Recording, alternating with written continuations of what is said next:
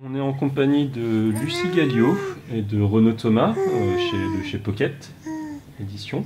Alors Lucie Gallio est devenue la responsable de l'édition pour les... Alors le terme exact c'est directrice de collection. Directrice de collection pour les Star Wars. Pour Pocket. Voilà, pour Pocket. Et Renaud travaille depuis peu à la relecture. Et on va un peu parler de tout ce qui est édition et de voir comment ça se passe le travail de Lucille. C'est ça. Donc Lucille, est-ce que tu peux te présenter rapidement, savoir comment tu es tombée dans Star Wars, dans l'édition et dans la traduction? Voilà. Bah, moi c'est un peu comme Obélix, je suis tombée dedans toute petite. En fait, à 10 ans, j'ai eu mon premier bouquin Star Wars. En fait, j'étais fan des films. Et puis, j'ai demandé à mes parents d'avoir les novélisations. À cette époque-là, il y avait très très peu de livres qui sortaient, c'était dans les années 90. Je n'en dis pas plus. Et en fait, il se trouve que sortait à ce moment-là chez Fleuve Noir un coffret avec 4, 5, 6. Et puis, à ce moment-là, ils appelaient ça 1, 2, 3.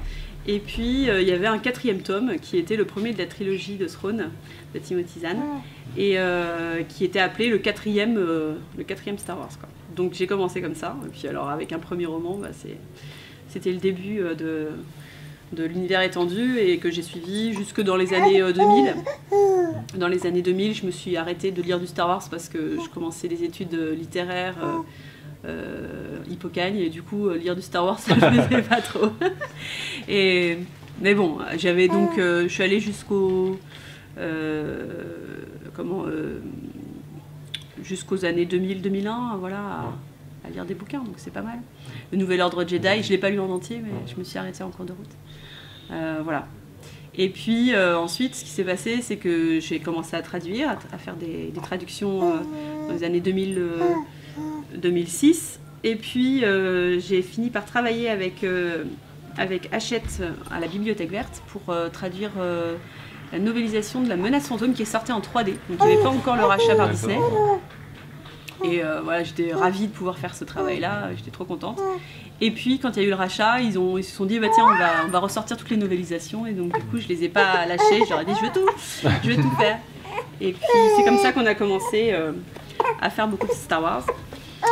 Et au bout d'un moment, je me suis dit tiens, ça serait pas mal de faire de l'adulte. Et ensuite, je leur ai dit voilà, j'aimerais bien faire des romans adultes aussi. Et ils m'ont embauchée. Et c'était il y a 6 ans. Voilà. J'en ai fait 5-6 pour eux, tout en faisant de la veille en fait pour eux. Et donner des conseils sur les publications à faire, etc. Et donc au bout d'un moment, quand Stéphane Dessa, l'ancien directeur de collection, est parti, il cherchait quelqu'un qui soit vraiment spécialisé dans le Star Wars. Et donc il a dit bah, pourquoi pas Lucille. Voilà. C'est comme ça qu'il m'a embauché. Et comment ça marche le métier de traductrice, la relation avec les auteurs? Est-ce que tu les as? Est-ce que tu les contactes? Comment ça fonctionne? Alors on n'a pas du tout de relation avec les auteurs en soi parce qu'on récupère les fichiers sur une plateforme, la plateforme de Disney. Donc voilà, c'est vraiment par cette plateforme qu'on a les fichiers, c'est pas du tout par les auteurs. Donc c'est même pas par les éditeurs, c'est pas Del Rey qui m'envoie les fichiers, c'est avec Disney et c'est à travers une plateforme. Mais par contre, ça m'est déjà arrivé en tant que traductrice de contacter Cavan Scott ou Jason Fry pour avoir quelques renseignements. Alors c'est facile de les joindre en fait par Twitter, par Facebook, il y a toujours moyen de pouvoir les atteindre. Alors il y en a certains qui prennent un peu de distance, qui disent ah bah contactez mon éditeur, puis il y en a d'autres qui sont très simples, très sympas. Et voilà, il y en a certains, j'aurais envoyé des livres aussi, les versions françaises, ils adorent quand on leur envoie les bouquins. Et donc j'ai eu quelques contacts comme ça, mais finalement c'est pas en tant que directrice de collection que j'ai eu des liens avec eux. C'est de la base dans ton travail de traductrice quand tu faisais. J'ai fait ça. Et chez Pocket, vous êtes combien à faire la traduction? Ça marche? Alors on est une équipe de 6, je crois, à peu près. Et vous choisissez vos livres en fonction des affinités avec les auteurs? Non, alors c'est le directeur de collection, donc c'est moi qui choisis à qui je confie quel livre. Maintenant, bien sûr, ils peuvent me dire ah bah non, je le sens pas, ou et puis demander un autre. Ou... On essaye bien sûr quand il y a une série, on essaye que ça soit le même traducteur qui fasse toute la série. Et puis si un auteur, il y en a un qui aime bien un certain auteur, on essaie de lui redonner. Maintenant, par exemple, Claudia Gray, elle a eu plusieurs traducteurs. On peut pas toujours, en fait, comme c'est un peu les mêmes auteurs qui travaillent à chaque fois, donc, pour que ça tourne, c'est pas toujours possible de garder les mêmes traducteurs pour les mêmes auteurs. Et pour les séries, on essaye, c'est important. Donc justement, sur cette cohérence, comment vous faites pour avoir une cohérence entre les différents traducteurs pour avoir finalement l'univers cohérent? Parce que le problème de la traduction, je pense que Renaud en parlait juste avant dans son mémoire, il s'est posé pour Star Wars dès le départ. On avait le Chip Tabat, Yann Solo à la base. William Condor. Voilà. C'est le combat Corelli, il y a tout le rayon. Exactement. Donc maintenant, je pense harmoniser, on cherche, mais est-ce que vous avez une plateforme, un outil spécifique en interne? Comment ça marche? Ouais. Alors voilà, c'est une licence qui a 25 ans. Qui a beaucoup évolué au niveau de la terminologie.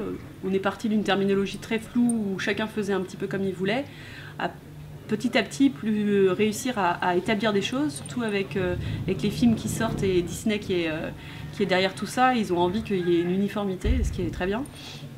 Après, la grande difficulté, c'est que chaque roman va avoir son lot de termes techniques très précis, on peut en avoir une centaine, et puis qu'on va retrouver dans d'autres livres ou pas, donc il y a des termes à inventer, il y a des termes à retrouver, parfois dans des bouquins qui ont 20 ans, donc c'est assez complexe, mais c'est aussi passionnant et c'est très drôle, on dirait. Du livre, il faut être sûr que le même personnage va tutoyer où vous voyez les mêmes personnes, donc il faut pouvoir faire ce suivi-là. Et ça peut arriver qu'on zappe un bout, donc voilà, il y a vraiment ça à suivre.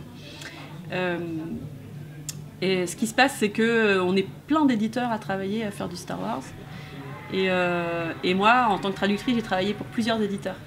Et je me suis rendu compte que chacun avait un petit peu sa tambouille, son glossaire, sa façon de faire.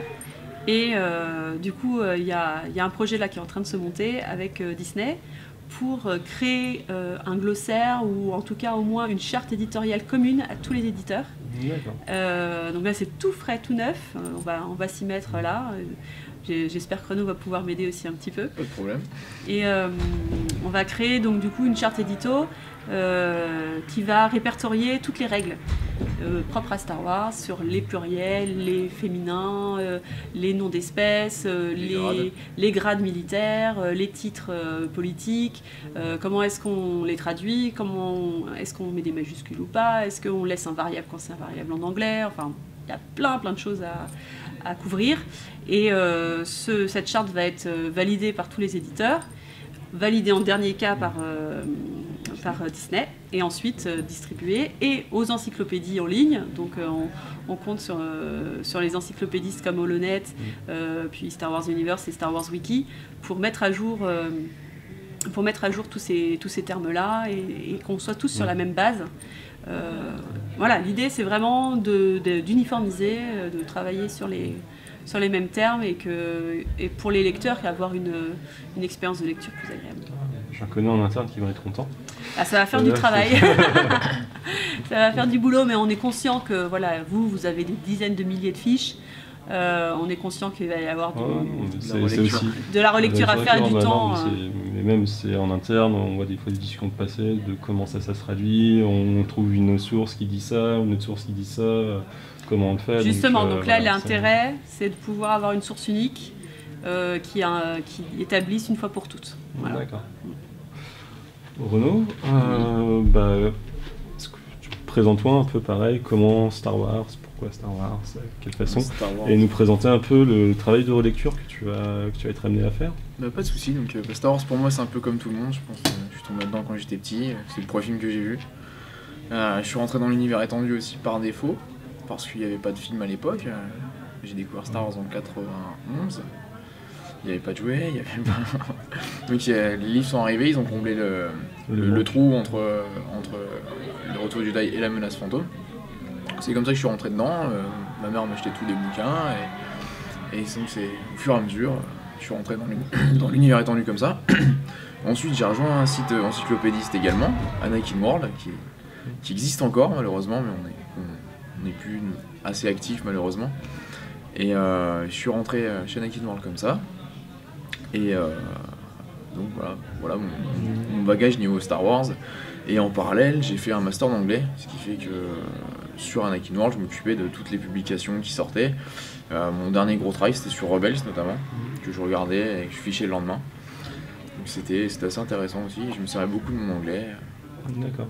Voilà. Et donc là, le travail de relecture pour Pocket, ça va être quoi spécifiquement? Tu relis les textes qui sont traduits par les traducteurs ou tu fais le travail en amont aussi des fois pour les guider ou... Alors je reçois la version du traducteur qui est établie et moi derrière je fais une relecture. D'accord. Donc après de toute façon, avec le texte original à côté voilà, j'ai les deux textes superposés l'un sur l'autre et je fais ma relecture comme ça.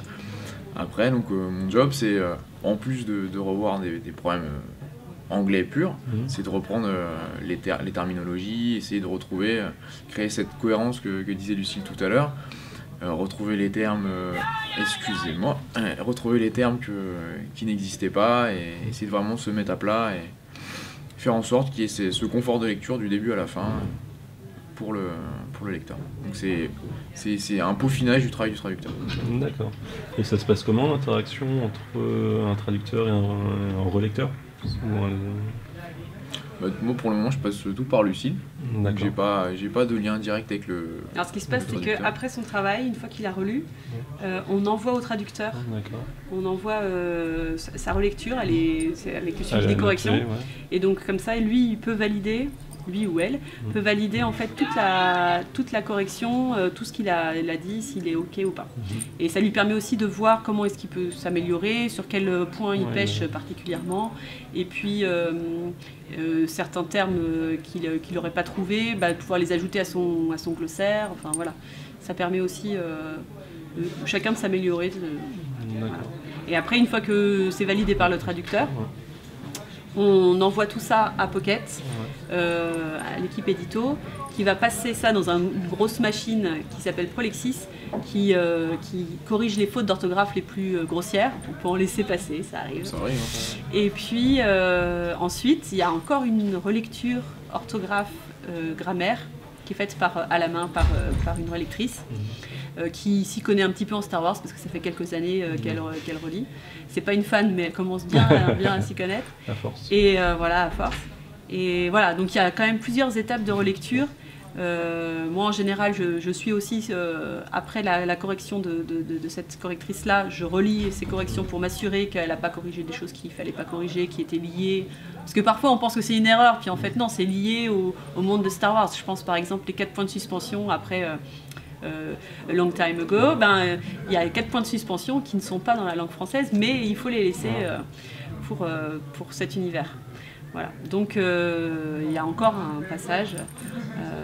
Voilà. Après c'est mis en maquette et une dernière relecture et ça part à l'impression. Point spécifique sur les... Est-ce que vous faites des retraductions d'anciens livres, des choses comme ça, ça marche comment? Alors en fait, ça, j'ai pas eu le cas moi depuis que je suis arrivée depuis novembre dernier, mais on fait des intégrales parfois, donc on ressort des anciens livres, et par contre, en général, on n'y retouche pas. On n'y retouche pas, d'accord. On n'y retouche pas, il y aurait un gros travail, parce que comme je disais, ça fait 25 ans en fait que des livres sortent, et il y a des choses qu'on traduisait d'une certaine façon à l'époque, qu'on ne traduit plus maintenant. Un exemple bête, Wookie a eu 2 E ou un E selon les époques. Et du coup, il faudrait tout corriger. Alors ça serait pas si compliqué à faire, mais ça serait du coup un parti pris. Là, l'idée c'est... non, c'est dans le jus en fait de l'époque. C'est tel qu'il est sorti, on réédite juste exactement. De la façon. Ouais. Et voilà, on garde tout pareil.